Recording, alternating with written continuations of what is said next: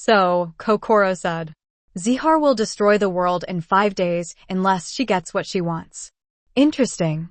Well, thank you very much for telling me about this. I'll be sure to pass the message on to Amber. Kokoro waved her hand, and the shimmering blue outline of the portal began to close.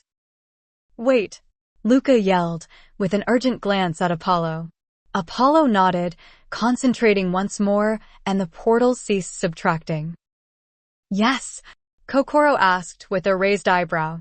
She was a bit annoyed now. Is there anything else I need to know? What does all this mean? Luca demanded. Who is Zihar and what does she want? Can't we just give it to her? I can't let the world be destroyed. That is information for a select few, Kokoro said coolly. You will know when you need to know. What if we need to know now? Kagami asked. Her ranged though Luca's phone. We can help you. You too. Kokoro laughed. With your lack of powers and your human frailty, I doubt it, you'd only get in the way. Kokoro waved her hand again, and, this time, the portal closed successfully. The look of worry was clear on Luca's face. He placed his face into his hands. What are we going to do? Kokoro hummed to herself from the new information she had gotten from Luca. This was worrisome. She needed to come up with a solution to deal with Zihar knowing her. She would do anything to find the being of her hatred. She thought back to Luca. She wondered if Layla told Luca everything along with Kagami. If she did. Zihar is a troublesome problem. She had never announced how long she'll take to destroy a universe. Kokoro made a little growl. She had made up her mind. The only thing I can do is to lock their memories up. All of them. It'll keep them safe from knowing Zihar existed and from this version of Adrian. Why must that child tell them? What happened to me?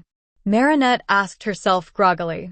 After waking up and finding herself crumpled on the floor, she dusted her clothes off and stumbled on, feeling sore. All I remember was this intense feeling, this sensation of blackness. Marinette shivered, pulling her blazer closer around herself. It was an insidious sensation, as if her innermost self was being consumed by fury, but it wasn't unpleasant. It was somehow, she couldn't shake the feeling that the sensation was trying to help her, and that some part of herself enjoyed being engulfed and cradled like that. As Marinette walked, she came across a girl with brown hair braided into twin pigtails, wearing the Juliet school uniform. She recognized her from the bathroom she was in earlier. She was alone, and she looked up as Marinette approached. She backed away scared, but Marinette put her hands up to show she means no harm. Hey, Marinette says softly. She was surprised to see her here. What are you doing here? The girl shuffled closer to herself, ducking her head, hiding her face. Please don't tell anyone I'm here, she begged. I won't, Marinette promised, with a quick glance behind herself before she stepped next to this girl. In a little alcove shielded by a rainwater pipe on one side and a hallway on the other, no one coming down this way would be able to tell they're standing there. Marinette felt excited somehow this girl was ostracized like herself. Maybe this was an opportunity to make a new friend. I'm Marinette, what's your name? Peggy, Peggy stuttered. Hey, are you a new student? I don't recall seeing you around before. Marinette pursed her lips. I am new, but there's nothing wrong with me, she said quickly, then followed up with, if I'm honest, I'm only reason why I'm here because I was framed. I'll be out of here in 3 months. Oh, the girl said. Well, I don't know if I'm ever going to get out of here.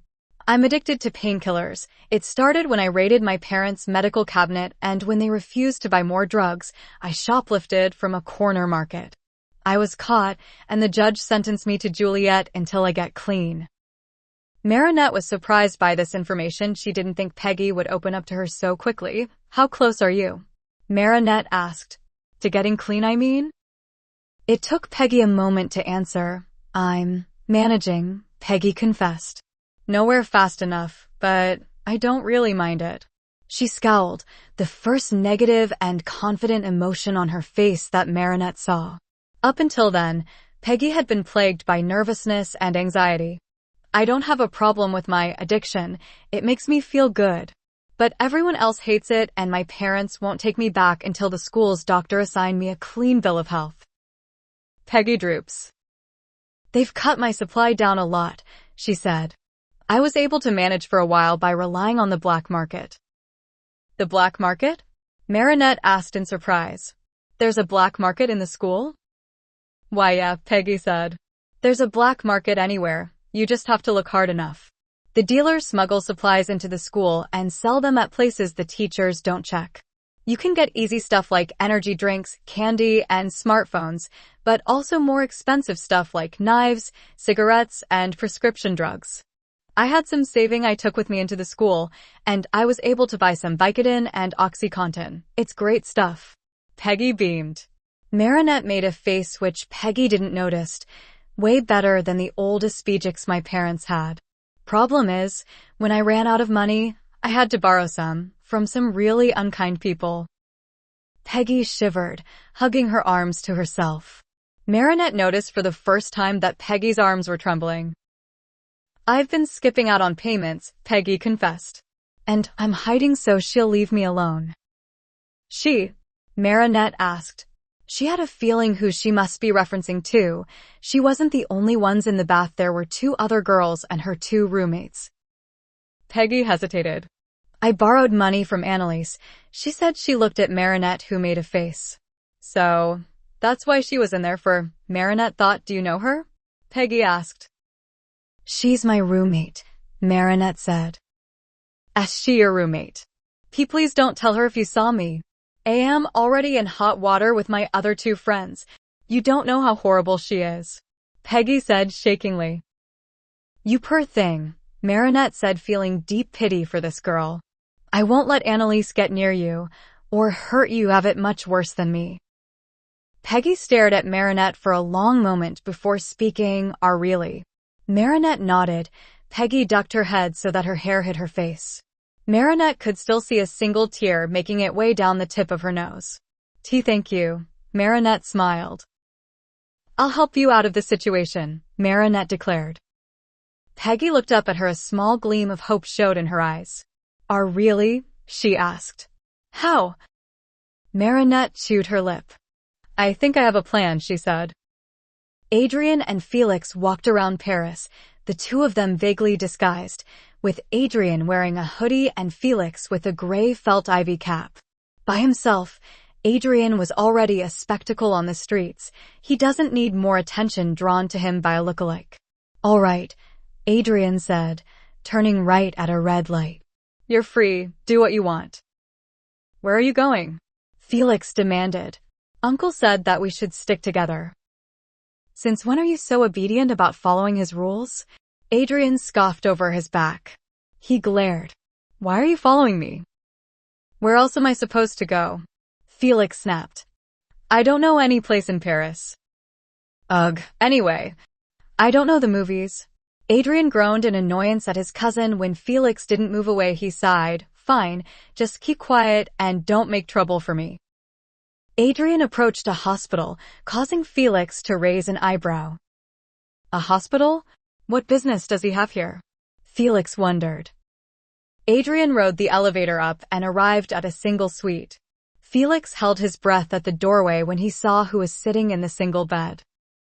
Adrien, hey, the beautiful girl in Adrien's photograph, Lila, smiled as Adrien walked up to her bedside and gave her a hug. Adrien sat down on a chair that was by her bedside. Lila looked up at Felix and raised an eyebrow at him. Who's this? My cousin, Adrien said, looking back. You're still here. There was a hint of annoyance in his voice which Felix decided not to force on, instead on Lila. I'm Felix Fathom, Felix said, coming forward. Was it just his imagination, or was there a spark of recognition in her eyes? I'm Lila Rossi, she said. Nice to meet you. Adrien was gazing at Lila with a dreamy look in his eyes, holding onto her hand. Seeing them together made Felix realize how important Lila was to Adrien. A grin came across his face.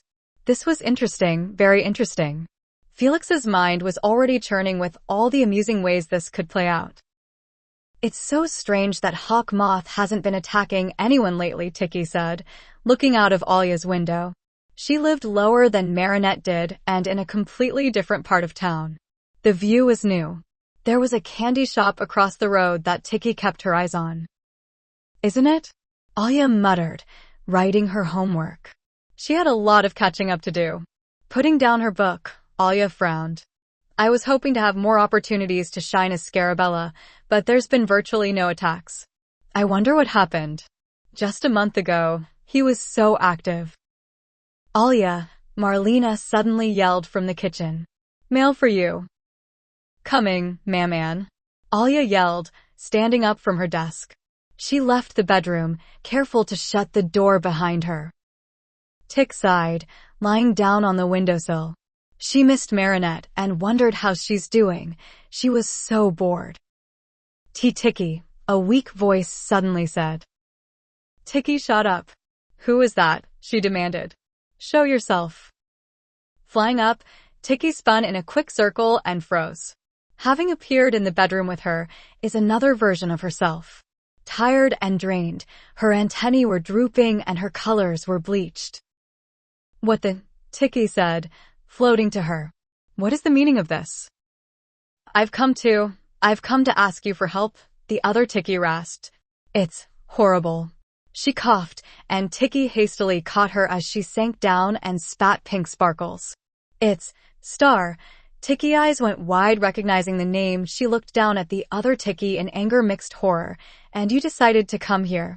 Tiki screamed at the other Tiki, who quickly backed away. Listen, I can't leave if I wanted to now. They had locked down this universe and is planning something horrible. They'd be hunting me down from my dimension. Although I managed to escape, all of my luck is all run out. I need your help. Please. Tia. I need you to hide me. Don't you dare use that name. And hide you. Tiki echoed, in disgust. I would kill you myself. How dare you come here? Star is dangerous. Why must you bring them here? Of all places. The other Tiki cried, It's not Star that's looking for me, it's Zihar. Star is just locking this place down until she finds me. Tiki wanted to yell more at her alternate self, but the look she gave her stopped her from doing so. She sighed, giving and fine. Do you know if she's the only one here? Tiki asked. The other Tiki shook her head. And no, she's the only one I know of. Good, we don't need more creations of Amber here. Who knows what kind of chaos they can bring. Tiki lifted up the other Tiki to a dusty box on a high shelf filled with junk that Alya barely even remembered anymore. She pushed off her lid and gently helped the other Tiki inside. The other Tiki shivered, lying down. You have to stay hidden. Things are a mess in this dimension as well. My other holder can't see you here. The other Tiki was confused. What do you mean by your other holder? Surely it has to be Marinette. Tiki shook her head. My holder isn't Marinette. The other Tiki blinked. I don't understand, she said quickly. Fear was in her eyes. It should always be Marinette. Tiki sighed. It will always be her, but we're dealing with something here too. But don't worry, she'll be back with us soon. The other Tiki calmed down a bit. Who do you have? Me, Alya said, coming into the room. Alya, Tiki cried, as the other Tiki perked up in interest. Have you been eavesdropping outside? Alya flushed, but determinedly kicked the bedroom door shut behind her. Standing on a stool, she brought down the box where the other Tiki rested and placed her under the sun. You poor thing, she muttered, staring at other Tiki's pale eyes and bleached pink limbs. So, is this a multiversely thing? And it exists, huh? This isn't something you need to concern yourself with, Tiki argued. Alya, just. But this is something Marinette would have cared about, isn't it? Alya asked, looking at Tiki, who opened and closed her mouth. She was right, this was something Marinette would do. And Marinette isn't here, so you need my help. Alya looked down at the other Tiki. I can hide this Tiki much better than in a dusty old box. And then, we can brainstorm what we're going to do against this Star and Zihar. A Kwami named Blood with 3 black eyes, frills like an anglerfish's, and a mermaid tail. She hummed as she waited for her boss to come and give them details of their mission. Beside her was her companions. There was Orquídea, with frills like a peony flower draping from their shoulders. She looked at her raptorial claws, simply looking bored out her mind. Next to her was Decay, striped pink spider with blood-red eyes. His many arms was around a lifeless Kwame who he was feeding from. They all looked up to see a black hole-like portal open up. The three Kwame watched it as a monstrous, gargantuan being with wispy gold limbs and psychedelic eyes with enough vertigo to give a blind man trypophobia came out. Their many arms hanged lifelessly. Its many eyes looked at the Kwame in front of them. This was Star. A being of pure light. Many few Kwames and humans had never seen Star in its true form. Those who had goes completely insane. Their voice spoke like an echo full of untold and unspoken malice. Thank you very much for joining me today, Star said in a resonating voice that seemed to be coming from nowhere and everywhere all at once. I have some new missions for you all, my friends.